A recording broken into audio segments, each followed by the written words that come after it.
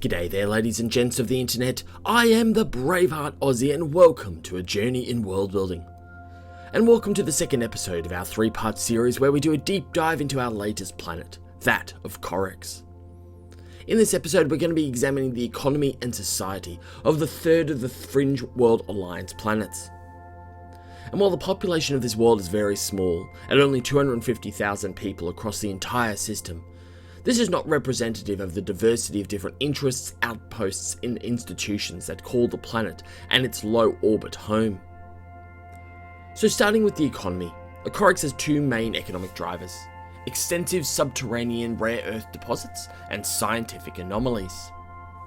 With the first, as we've previously examined, advanced aerospace technologies including anti-grav drives and manifolds rely heavily on industrial quantities of various rare earths.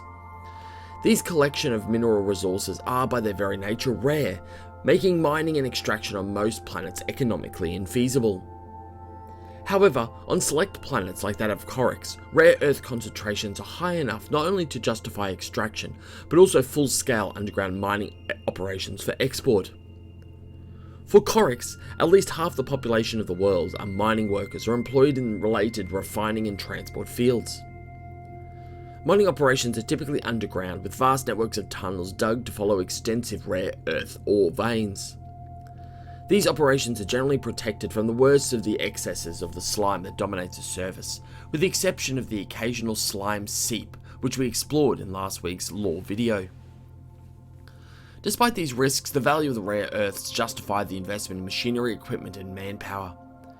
These resources are then extracted and transported by anti-grav platform to a series of floating processing and refining platforms.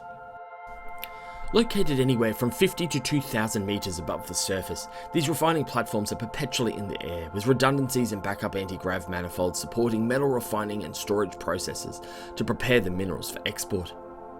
When processed, anti-grav powered shuttles transport the refined product to orbital caches located adjacent to the planet's primary launch platform.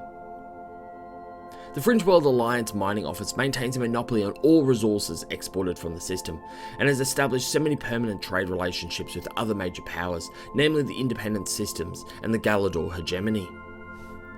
The office contracts in private mining companies to extract the ore, and floating processes are partially owned by the office themselves. The office then typically engaged reputable free-flagger merchants and freighters to transport the most valuable product under contract to major markets, while the remainder of the standing minerals outputs are transported within system or across the galaxy by automated pod. FWA policy expressly prohibits coalition merchants and administrators from being engaged in mining process and transport contracts, though coalition financing can generally be found in most endeavours through secondary contracts, shell companies and proxy agents.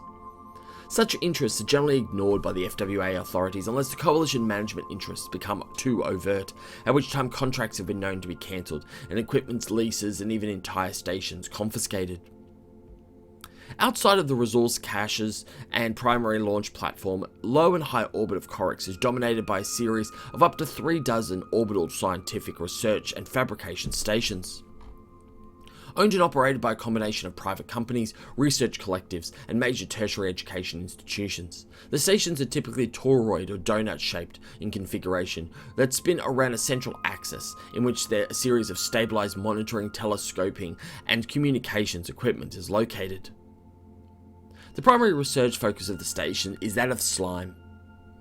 This ravenous xenobiological organism is ubiquitous on the planet's surface, and its penchant for consuming almost all known organic and refined substances makes direct observation and study almost impossible.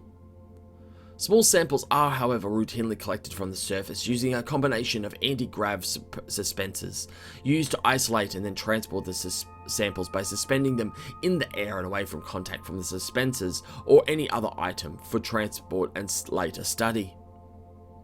The principal focus of this research is to understand the biogenetic composition and makeup of the slime, and its capacity to consume and generate heat raises the possibility of a safer engineered version of the organism acting as a perpetual energy source.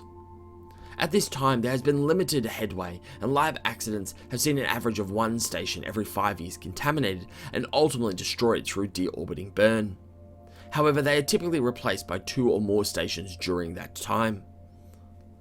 The scientific study of the slime is complemented by the analysis of broken planets within the system. The existence of more than one, let alone several broken and destroyed rocky planets within a system is a rare occurrence, and scientific research continues on the causes of this anomaly. This research is undertaken by deep space stations located within a collection of asteroid belts or near remnant planetoids or former world cores within the belts.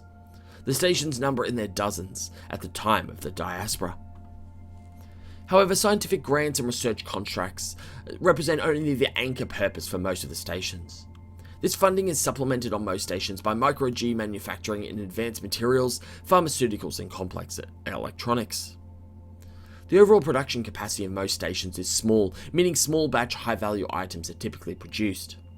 Several stations may jointly bid for contracts to produce certain products and goods, with such consortiums commonly competing with other concentrations of non-coalition orbital production across the diaspora, such as Fool's Edge, Janfar, or the Cernicus Passage.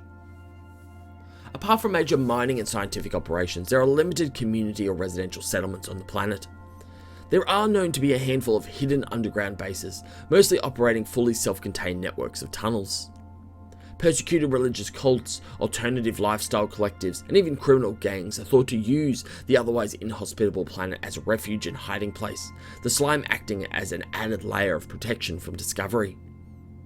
And that is where we're going to leave today. Make sure you go over to my Discord where you can join us and explore all these new setting interesting items as well as other aspects of the world building project. And also make sure you go and subscribe to this YouTube channel so you can be notified when new episodes are dropping. We have another lore episode out this week with a brand new narrator, so make sure you go and check that out shortly. But that is it for today. Thank you so much. I hope you all have a wonderful day and may the journey continue.